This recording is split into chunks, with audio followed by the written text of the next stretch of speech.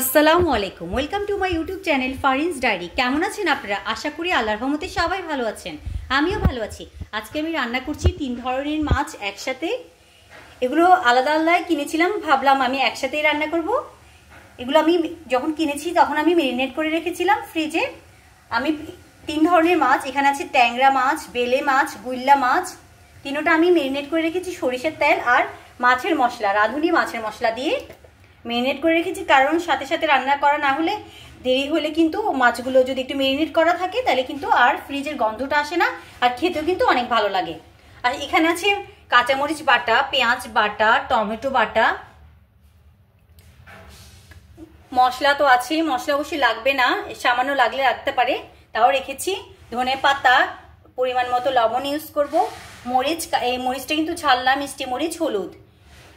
আমার সাথেই থাকুন, আমি রান্না শুরু করছি। চুলা জ্বালিয়ে দিয়েছি, তেলও দিয়ে দিচ্ছি।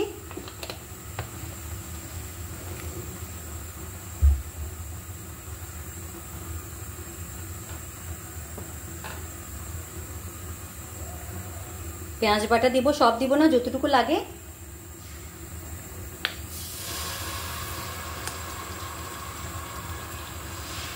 এই চামচে 2 চামচ দিয়েছি আমি।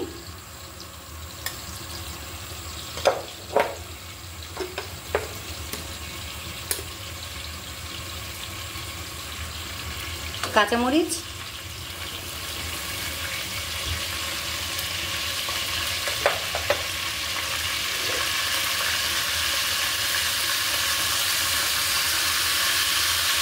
টমেটো,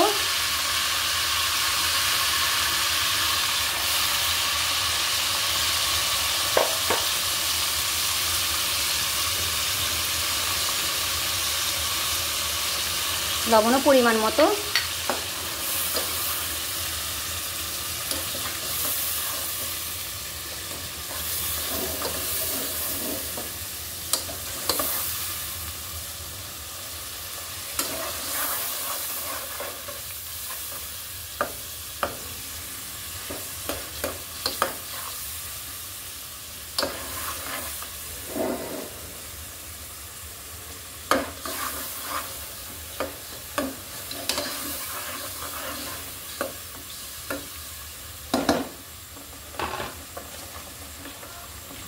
সামান্য পরিমাণ হলুদ দিচ্ছি, সামান্য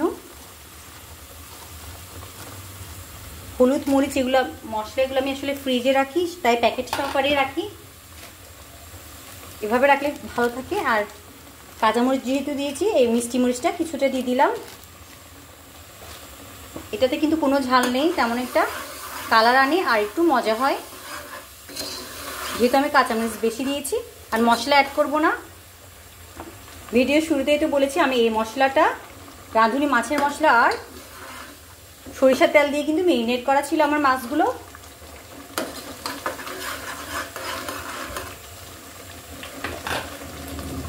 জাল ছোট করে দিয়ে ভালো করে কষিয়ে নিব। দেখি রান্নার কি অবস্থা।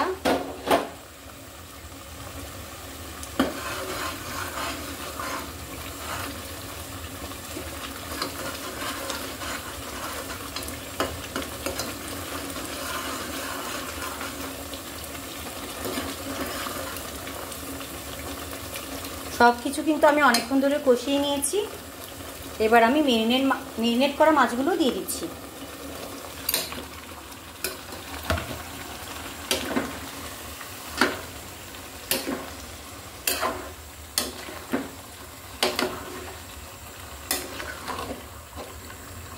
এভাবে কিন্তু পানি না দিয়ে কিন্তু অনেকক্ষণ ধরে কষাতে হবে।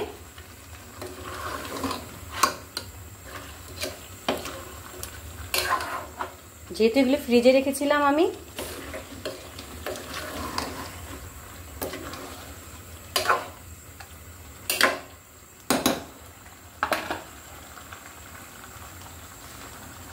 এই মুহূর্তে আমি কিছু ধনেপাতা অ্যাড করে দিচ্ছি। যদিও ধনেপাতা পরে দিয়ে আমি দুইবার দিব, যেন মেরিনেটের মধ্যে ধনেপাতার ফ্লেভারটা ভালো করে যোগ হয়ে যায় আর খেতেও ভালো লাগে। হালকা হালকা ভাবে আমি নাড়ছি। মাছ তো আর এভাবে করে জোরে জোরে নাড়লে তো আবার ভেঙে যাবে।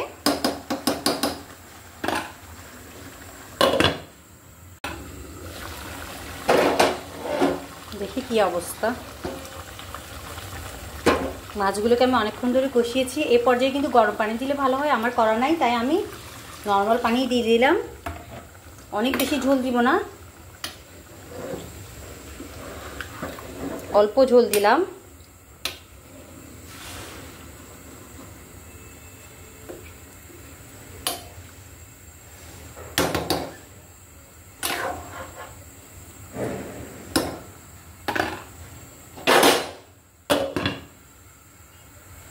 কি অবস্থা।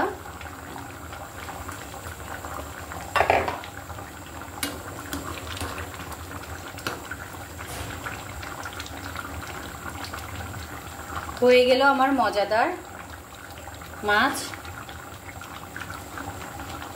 ট্যাংরা, বেলে আর গুইল্লা মাছের মিশ্রণে যেটা আমি রান্না করেছি। আমি এবারে চুলাটা অফ করে দিব।